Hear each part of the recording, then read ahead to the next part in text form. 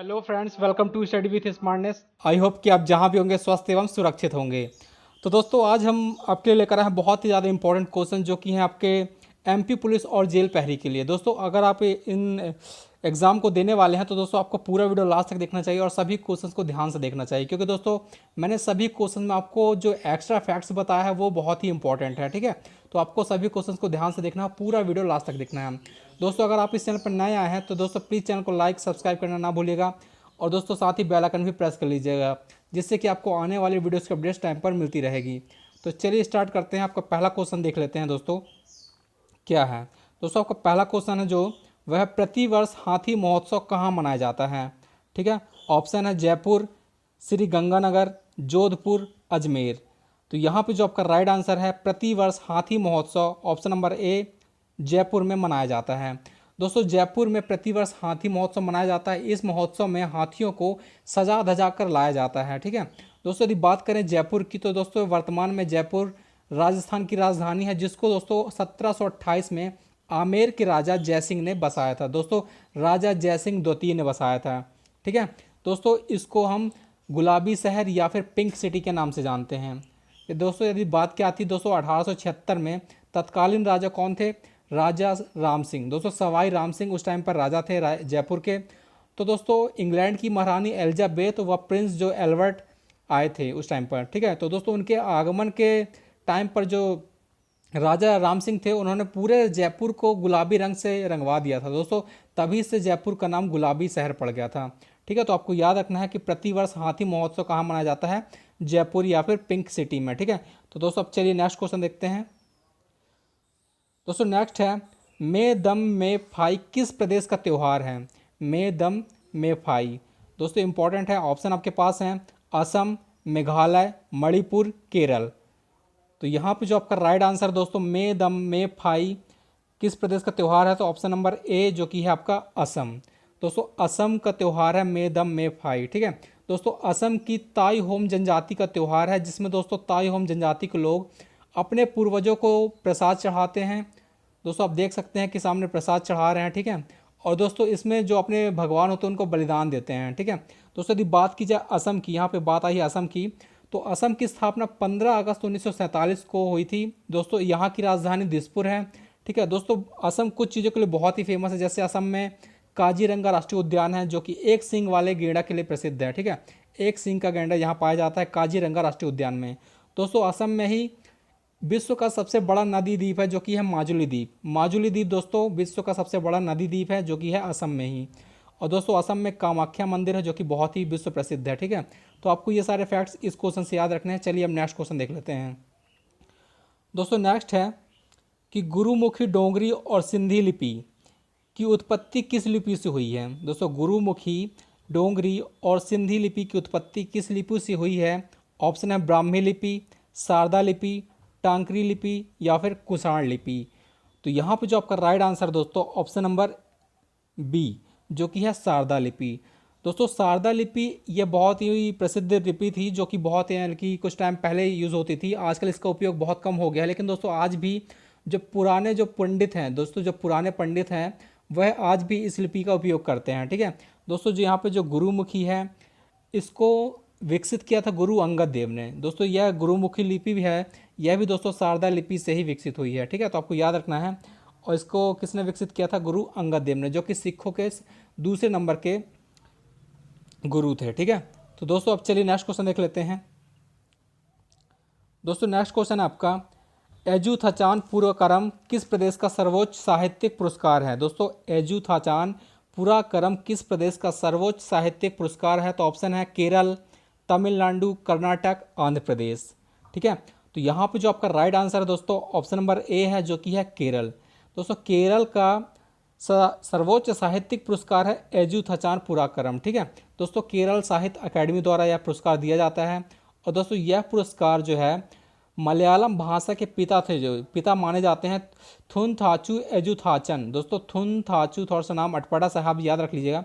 थुनथाचू एजुथाचन के नाम पर रखा गया है एजुथाचान पुरस्कारम। ठीक है, और दोस्तों इस पुरस्कार में 5 लाख नगद व एक प्रशस्ति पत्र दिया जाता है। ठीक है दोस्तों, सबसे पहली बार 1993 में यह पुरस्कार दिया गया था किसको? सुरानंद कुंजन पिल्लई को। सुरानंद कुंजन पिल्लई को 1993 में पहली बार दिया गया था दोस्तों। अभी 2019 में आनंद जी को यह दिया गया है। ठीक है, तो आपको याद रखना है एजूथ आचार्य पुरस्कारम केरल का सबसे सर्वोच्च साहित्यिक पुरस्कार है। ठीक है दोस्तों, यदि बात आई है केरल की, तो यदि आप बात करें केरल की, तो दोस्तों यहाँ की जो राजधानी है वो दोस्तों वह तिरुवनंतपुरम है। और दोस्तों यहाँ के जो वर्तमान में सीएम है पिनराई विजयन है। और दोस्तों यहाँ पे जो गवर्नर है आरिफ मोहम्मद खान है। दोस्तों केरल की जो गठन हुआ था 1 नवंबर 1956 को हुआ था। और यहाँ की जो राजभाषा है मलयालम है दोस्तों। दोस्तों इंपॉर्टेंट क्वेश्चन है कि केरल का प्राचीन नाम क्या था? तो दोस्तों केरल का प्राचीन नाम आरण्यक था, आरण्यक। ठीक है, आरण्यक। ठीक है दोस्तों, जो केरल का प्रसिद्ध त्यौहार है दोस्तों वह ओणम है। ठीक है, ओणम यहाँ का प्रसिद्ध त्यौहार है। तो दोस्तों आपको याद रखना है। चलिए अब नेक्स्ट क्वेश्चन देख लेते हैं दोस्तों। नेक्स्ट क्वेश्चन देखते हैं आपका जो है वासव श्री पुरस्कार किस सरकार द्वारा दिया जाता है? तो ऑप्शन है गुजरात, आंध्र प्रदेश, महाराष्ट्र, कर्नाटक। यहाँ पे जो आपका राइट आंसर है दोस्तों वासव श्री पुरस्कार ऑप्शन नंबर डी, कर्नाटक सरकार द्वारा दिया जाता है। दोस्तों वास्तव में जो ये पुरस्कार है वासव श्री पुरस्कार सामाजिक सुधार और सामाजिक परिवर्तन की दिशा में योगदान के लिए दिया जाता है। ठीक है दोस्तों, बात आई कर्नाटक की, तो कर्नाटक गवर्नमेंट की बात करेंगे। कर्नाटक की राजधानी दोस्तों बेंगलुरु है। यहाँ की जो राजभाषा कन्नड़ है। दोस्तों कर्नाटक का जो गठन हुआ था 1 नवंबर 1956 को हुआ था। दोस्तों यहाँ पे जो सीएम है वीएस येदियुरप्पा हैं और यहाँ पे राज्यपाल हैं वजुभाई वाला। ठीक है, तो आपको याद रखना है दोस्तों कर्नाटक का जो लोक नृत्य है यक्षगान, जो कि बहुत बार एग्जाम में पूछा गया, आपको याद रखना है यक्षगान कर्नाटक का लोक नृत्य है। दोस्तों कर्नाटक में ही है दोस्तों जैन धर्म के सबसे प्रसिद्ध जो स्थान है, तीर्थ स्थान दोस्तों वह भी यहीं पर है। गोमतेश्वर की विशाल प्रतिमा है दोस्तों, जिसका निर्माण चामुंडराय जो कि गंगा वंश के चामुंडराय ने करवाया था। ठीक है, जो कि कर्नाटक के श्रवणबेलगोला में स्थित है। दोस्तों जो गोमतेश्वर हैं वह ऋषभदेव जो कि जैन धर्म के प्रथम तीर्थकर हैं उनके पुत्र माने जाते हैं। ठीक है, उनके पुत्र हैं गोमतेश्वर और उनकी ही जो प्रतिमा है वह कर्नाटक के श्रवणबेलगोला में स्थित है। तो दोस्तों आपको याद रखना है। अब चलिए नेक्स्ट क्वेश्चन पे चलते हैं। दोस्तों नेक्स्ट है राष्ट्रीय स्मारक प्राधिकरण के चेयरपर्सन को कौन नियुक्त करता है? राष्ट्रीय स्मारक प्राधिकरण के चेयरपर्सन को कौन नियुक्त करता है? तो ऑप्शन है राष्ट्रपति, उपराष्ट्रपति, प्रधानमंत्री, मुख्य न्यायाधीश। तो दोस्तों यहाँ पे जो आपका राइट आंसर है ऑप्शन नंबर ए है जो राष्ट्रपति। दोस्तों राष्ट्रीय स्मारक प्राधिकरण है जो वह भारत की धरोहर और स्मारकों की देखभाल के लिए बनाया गया है और इसके चेयरपर्सन को ही राष्ट्रपति नियुक्त करता है। ठीक है दोस्तों, वर्तमान में भारत के जो राष्ट्रपति हैं उनका नाम रामनाथ कोविंद है और ये भारत के 14वें नंबर के राष्ट्रपति हैं। ठीक है, 14th नंबर के। दोस्तों यदि बात करें राष्ट्रपति के बारे में, तो दोस्तों राष्ट्रपति का जो चुनाव होता है वह निर्वाचन आयोग के द्वारा करवाया जाता है और राष्ट्रपति का जो कार्यकाल होता है वह दोस्तों 5 वर्ष का होता है। राष्ट्रपति पद के लिए दोस्तों न्यूनतम आयु 35 वर्ष होती है और राष्ट्रपति पर दोस्तों अनुच्छेद 61 के द्वारा महाभियोग लगाया जा सकता है। दोस्तों ये क्वेश्चन बहुत बार एग्जाम में पूछे गए हैं, इसलिए मैं आपको बता रहा हूँ। ठीक है दोस्तों, राष्ट्रपति जो अपना त्यागपत्र देता है वह उपराष्ट्रपति को देता है और दोस्तों राष्ट्रपति जो अध्यादेश जारी करता है वह 123 दोस्तों अनुच्छेद 123 के तहत राष्ट्रपति अध्यादेश जारी कर सकता है। तो दोस्तों आपको इस क्वेश्चन से इतने क्वेश्चंस आपको याद रखने हैं। तो चलिए अब नेक्स्ट क्वेश्चन देख लेते हैं। तो दोस्तों नेक्स्ट क्वेश्चन आपका तोमर राजपूतों द्वारा बनवाया गया किला राज पिथौरा कहाँ है? ऑप्शन है ग्वालियर, आगरा, नई दिल्ली, अगरतला। तो यहाँ पे जो आपका राइट आंसर है दोस्तों ऑप्शन नंबर सी है जो कि है नई दिल्ली। ठीक है, नई दिल्ली में ही दोस्तों राय पिथौरा किला स्थित है। दोस्तों यदि बात की जाए तोमर वंश की, तो दोस्तों तोमर वंश दिल्ली का एक बहुत ही फेमस वंश था जिसके शासक थे अनंगपाल। दोस्तों अनंगपाल की 2 पुत्री थी, उनके कोई बेटा नहीं था। ठीक है दोस्तों, उन्होंने अपनी एक पुत्री थी कर्पूरी देवी, उनका विवाह करवाया था अजमेर के शासक सोमेश्वर के साथ। और दोस्तों उनका जो पुत्र हुआ था उसके पुत्र का नाम था दोस्तों पृथ्वीराज चौहान यानी कि पृथ्वीराज तृतीय। दोस्तों उनकी जिन्होंने उपाधि ली थी दोस्तों, उन्होंने उपाधि ली थी राय पिथौरा की। ठीक है, राय पिथौरा।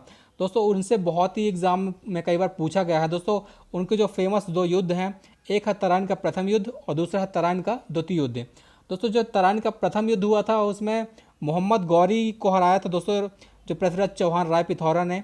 और दोस्तों जो द्वितीय युद्ध हुआ था तराइन का द्वितीय युद्ध, उसमें मोहम्मद गौरी ने हरा दिया था पृथ्वीराज चौहान को जयचंद की सहायता से। दोस्तों जयचंद कन्नौज के गढ़वाल वंश का राजा था। ठीक है, उसकी सहायता से ही पृथ्वीराज चौहान को हरा दिया था मोहम्मद गौरी ने। और दोस्तों बाद में 1194 ईस्वी में गढ़वाल वंश के जो राजा थे जयचंद, उनको भी चंदावर के युद्ध में मोहम्मद गौरी ने पराजित कर दिया था, तो आपको याद रखना है।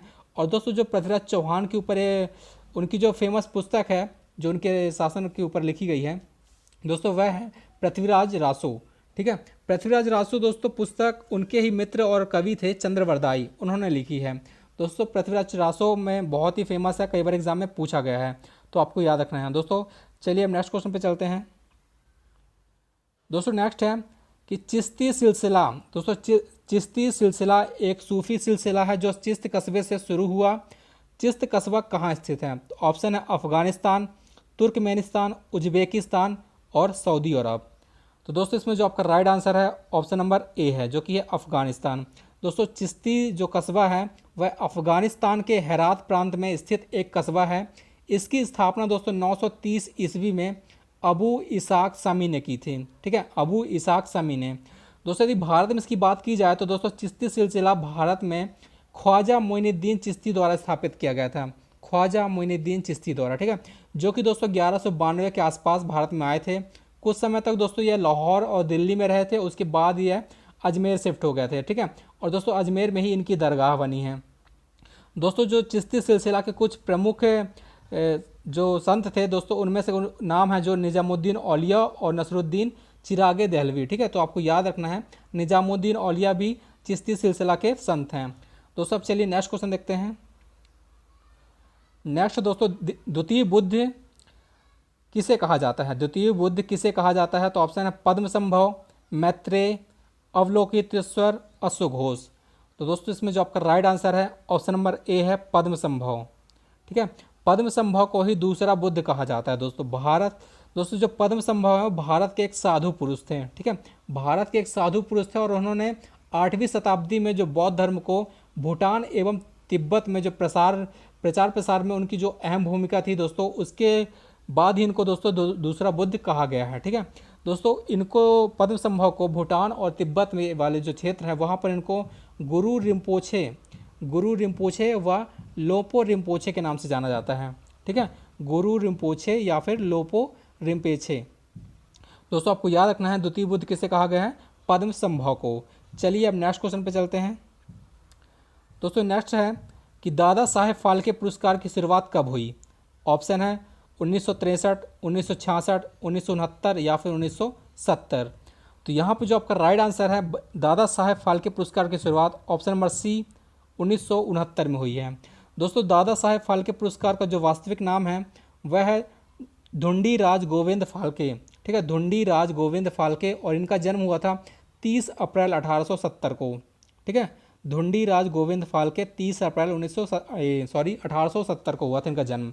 और दोस्तों इनके ही जन्म दिवस के इनके ही याद में दोस्तों भारतीय सिनेमा में आजीवन योगदान के लिए दादा साहेब फाल्के पुरस्कार दिया जाता है। ठीक है दोस्तों, सबसे पहले दिया गया था देविका रानी रोडिक को। ठीक है, देविका रानी रोडिक को दिया गया था। और दोस्तों वर्तमान में यह 2018 में अमिताभ बच्चन जी को दिया गया है, 2018 में अमिताभ बच्चन जी को। और दोस्तों इसमें जो राशि दी जाती है तो 10 लाख रुपए राशि इसमें प्रदान की जाती है। ठीक है, तो आपको याद रखना है दादा साहेब फाल्के पुरस्कार की शुरुआत 1969 में हुई है। तो दोस्तों ये रहे आज के आपके कुछ इंपॉर्टेंट क्वेश्चंस। आई होप कि आपको वीडियो अच्छा लगा हो, आपको क्वेश्चन पसंद आया है। दोस्तों अगर आपको कंटेंट अच्छा लगा है तो प्लीज़ चैनल को लाइक, सब्सक्राइब एंड शेयर करना ना भूलिएगा। दोस्तों ऐसे ही इंपॉर्टेंट वीडियो के लिए बने रहिए चैनल के साथ। मिलते हैं नेक्स्ट वीडियो में, तब तक के लिए धन्यवाद।